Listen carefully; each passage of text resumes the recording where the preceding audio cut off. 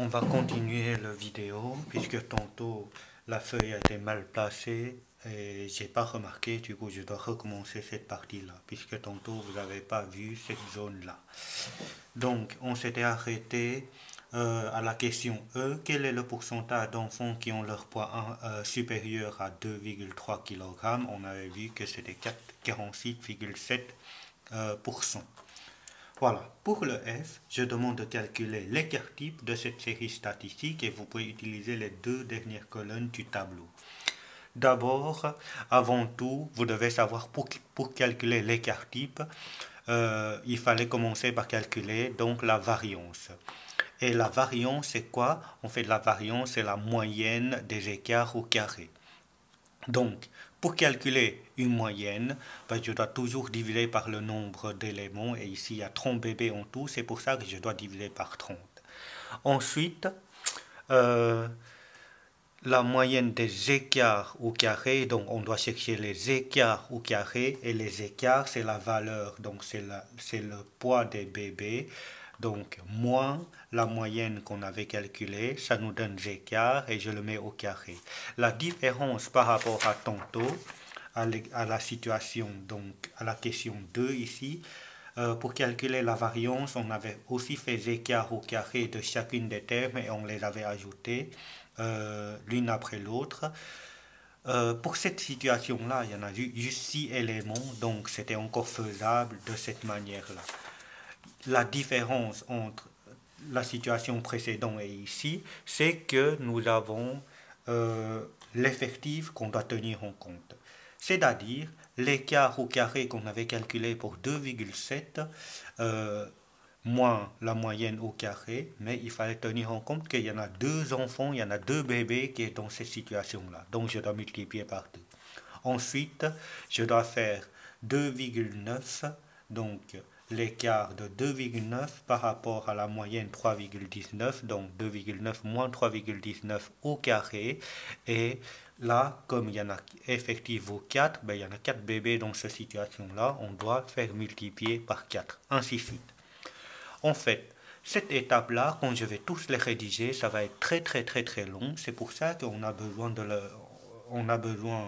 le découper en deux.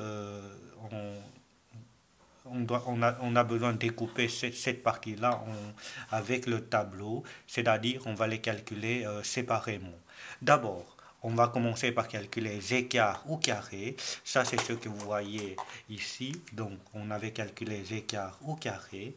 Et pour trouver les écarts au carré, ben, on doit faire 2,7 moins 3,19. On doit le mettre au carré. Donc, 2,7 moins 3,19, je ferme la parenthèse, je mets au carré. Là, je constate que j'ai 0,2401. Si je voulais arrondir à deux chiffres après la virgule, bah, c'était 0,24. Et de cette manière-là, on peut calculer toutes les valeurs pour l'écart au carré.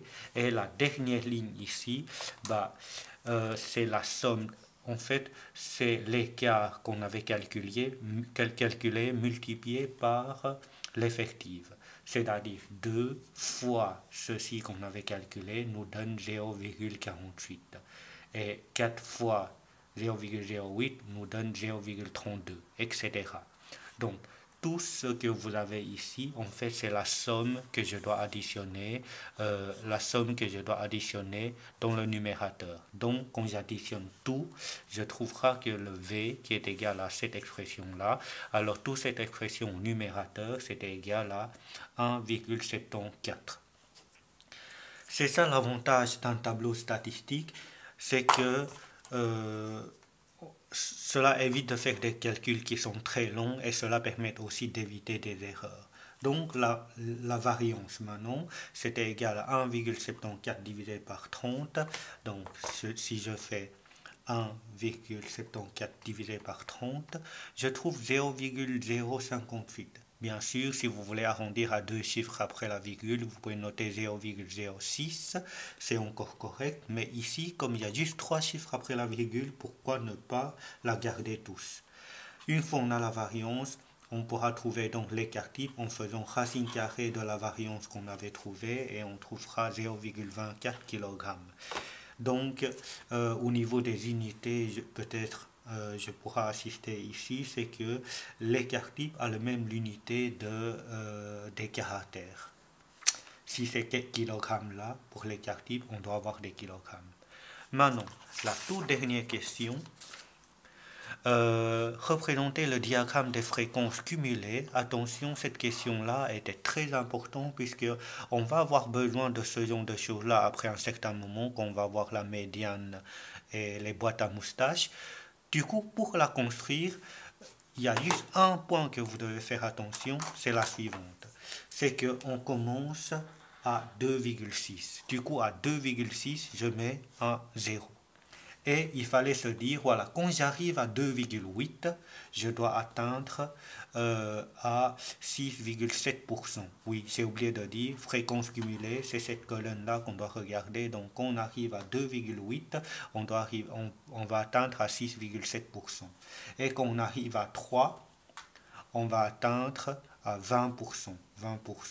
Quand on arrive à 3,2, on doit atteindre 53,3%. 53,3%. Et ainsi de suite.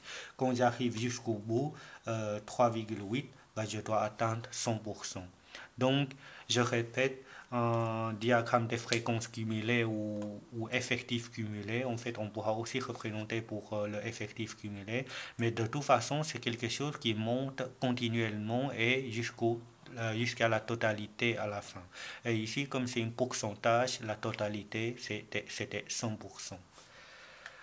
Voilà. Ça, c'était tout pour la correction du travail que vous devez faire pour jeudi. Courage!